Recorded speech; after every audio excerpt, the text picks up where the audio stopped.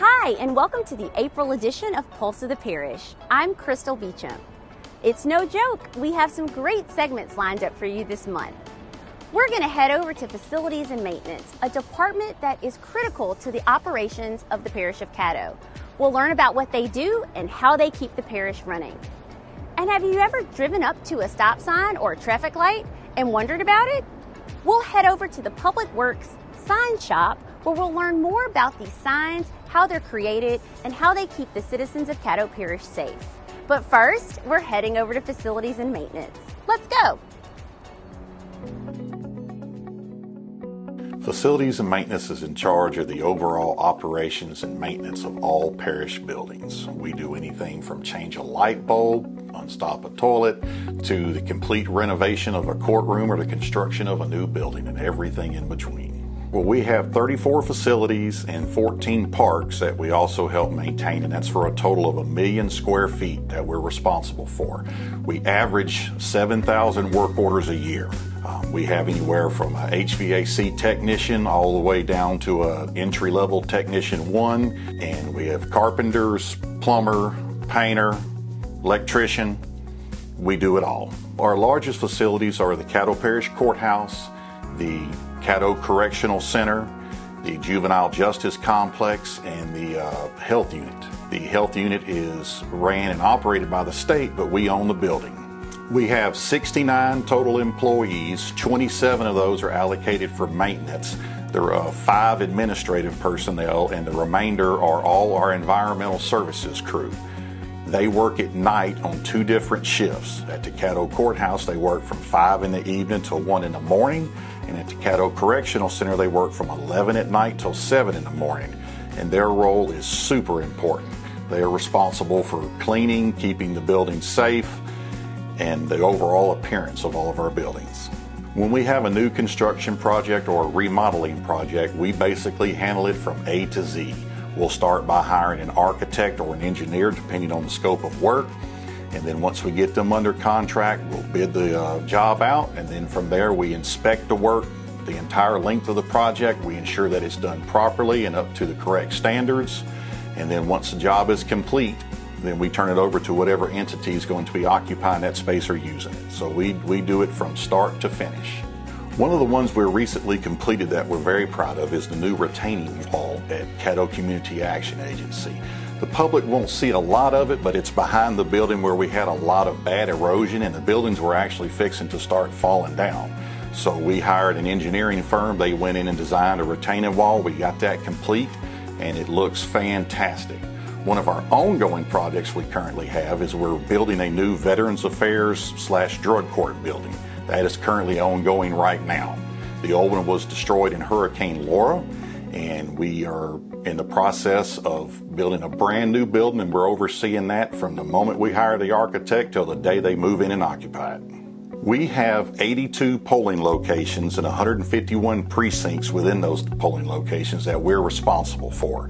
And what I mean by responsible for is we make sure that the polling locations are ADA compliant and that they are notified when we have elections.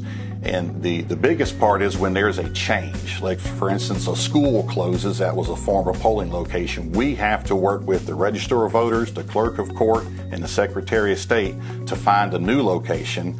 We then get them under contract, we make an ADA inspection, and then our part is done.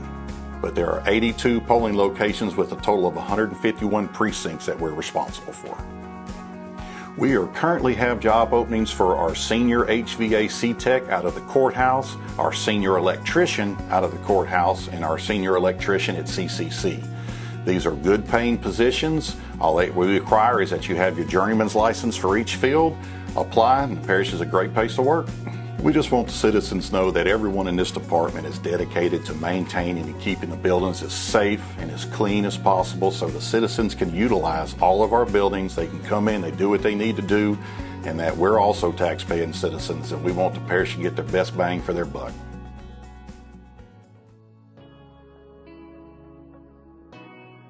So Public Works is responsible for roads, bridges, and drainages of the parish, and one of the ways that we keep the public safe is by utilizing signs. Signs are important to let people know they're traveling down the road where they know to come to a stop, there's a curve ahead, there's some sort of danger, some sort of obstacle. So signs are very important to the parish to keep traveling public safe. I've been to Caddo Parish in the sign department for a little over 22 years. We make and install all the signs for on the Caddo Parish roadways. We do construction zones, we do specialty signs for the various towns, and we maintain all 1,174 Caddo Parish roads. We make and install roughly between 1,600 and 2,000 signs in a year, as well as the regular everyday maintenance of repairing signs that may be damaged, run over, leaning, and on top of that, that's countless number there. There's three major groups. You have warning signs, regulatory signs, and guide signs. Your warning signs are generally going to be your yellow and black signs. Your regulatory signs are going to regulate something, a stop sign, a speed limit, a no parking instance. Your guide signs are basically going to tell you where to go and how to get there, such as name signs, or like on interstate you would see guide signs going to somewhere. Since signs are important for traveling public, we actually have a dedicated crew to the parish, made up of men and women who work every day on our signs.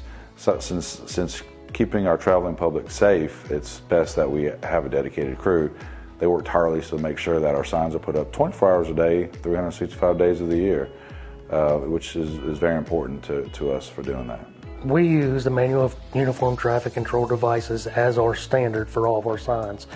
It has to do with the retroflectivity levels of it, the size of the sign, where it needs to be installed, from the distance of the road, the edge of the road, the height of the sign so that people can see it at daytime and nighttime, and as far as distances between where it's needed, the need of the sign, such as an intersection sign or a curve sign must be in advance of the need.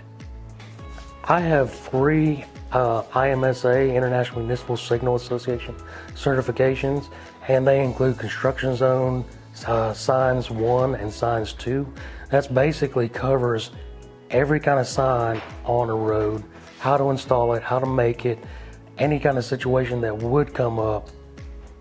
They've covered everything in there. We also help the different municipalities within the Caddo Parish.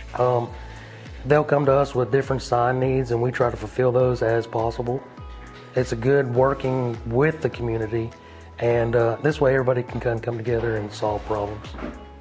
So signs can be reported via our website, caddo.org. There's a place to report a problem there. They can report a problem there, or they can just call Public Works, any of our numbers that we have from either our camps or to our main office there downtown.